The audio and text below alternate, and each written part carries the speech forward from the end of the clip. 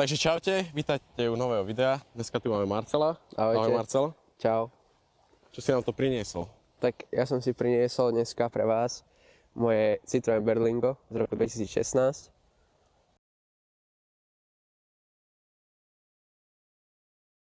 Máš vlastne to auto ešte stále, prečo si ho nepredal? Čo ťa motivuje si ho nechávať stále?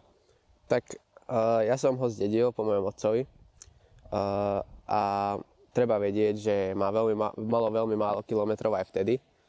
Aj teraz má dosť málo, má momentálne 55 000 asi. Keď som ho dostal, má 26 000 pred 2 alebo 3 rokmi.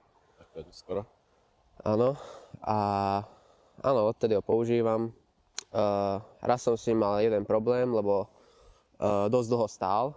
Tuším, 3 roky stálo toto auto. A treba vedieť, že toto auto používa AdBlue. Takže tú nádrž AdBlue sme museli vymeniť, bohužiaľ, lebo neviem, čo s tým bolo presne, ale trebalo to vymeniť.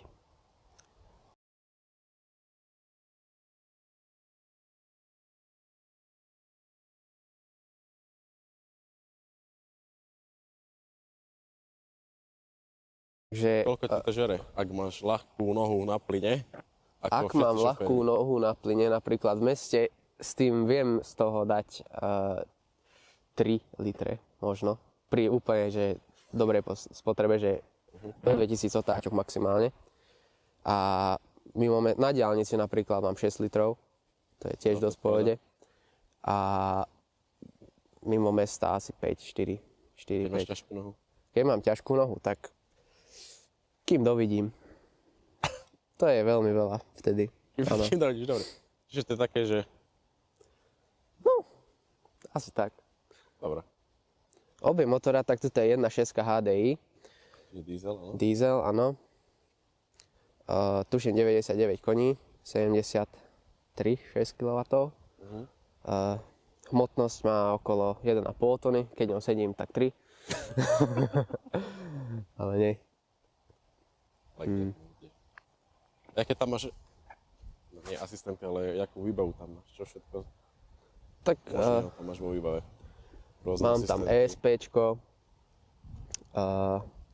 elektrické zrkadlá, automatický stierač, tuto, čelného skla. Potom mám aj automatické diaľkové svetlá.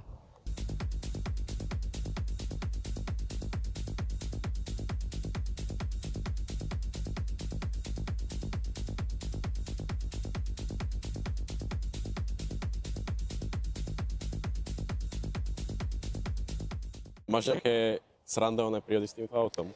Tak srandovné príhody napríklad. Alebo nejaké zážitky, alebo...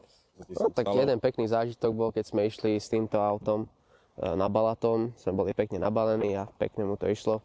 Dalo sa s ním. Tady potvrdzujem, že plné auto ľudí, aj batažiny a žiadny problém to nemalo. Áno, áno. Aj dobre sa dalo spať vzadu. Hej. Mám. No. A ešte taká srandovná príhoda. Nebudem menovať, ale pred rokom bola Stužková a môj kamarát si požičal moje auto. No a tak dodnes tam nájdem tie stopy toho požičania, keď upratujem auto, ale okrem toho sú iba pekné a dobré zážitky s týmto autom. A na čo to primárne využívaš? Asi, že nevozíš v tom stavebný materiál, predpokladám. No stavebný materiál nie, ale napríklad jedlo pre zvieratá, pre babku, alebo hociaké veci, keď treba zobrať. Potom mojej priateľke brat sa sťahoval a vedeli sme s ním zobrať polku bytu. Síce sme museli vybrať, tuším, 2 zadné sedačky, ale úplne dobre to bralo aj vtedy. Som si všimol, že tu máš na späťáku čiaročku? Rihu alebo niečo poškabané tam. Čo stalo? No tak to presne neviem, ale to viem, že to už tam bolo, keď som dostal toto auto.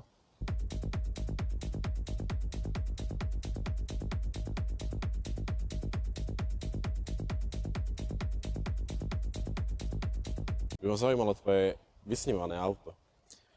Tak touto otázkou som ma dostal, lebo až tak nemám ešte vyhľadnuté ani, že také reálne vysnívané auto, také už, že normálne, že so snou.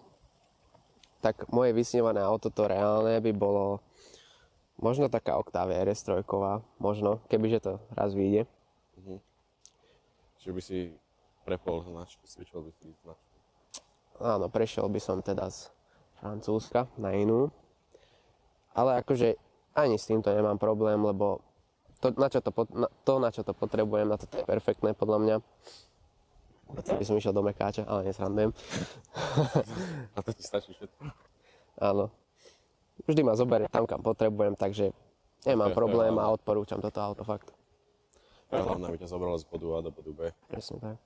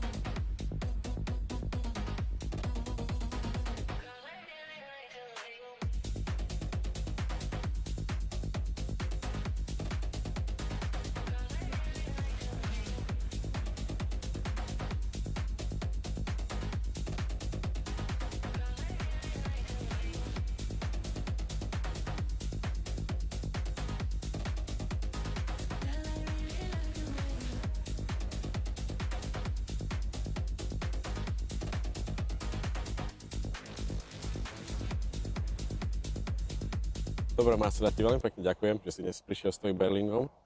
A mám teda poslednú otázku, že čo by si odporúčil mladým šoférom, ale aj starým? Pretože čím viac šoférov je na cestách, tak to je čím ďalej, tým horšie. Tak určite by som odporučil dodržiavaj rýchlosť, zapínať si pás a určite dávaj pozor na to, keď ti vyhoria žarovky alebo napríklad výmenu pneumatík, lebo toto všetko môže byť veľkým faktorom, keď máš nejakú prehliadku. Čiže STK alebo nie. STK, alebo aj keď to zastavia policajti a nesvieti ti špezetko. Veľmi pekne ďakujem ešte raz a prajem ti veľa úspešných kilometrov do tvojho života. Ďakujem aj za pozvanie. To bol Marcel a jeho Citroën Berlingo Multispace.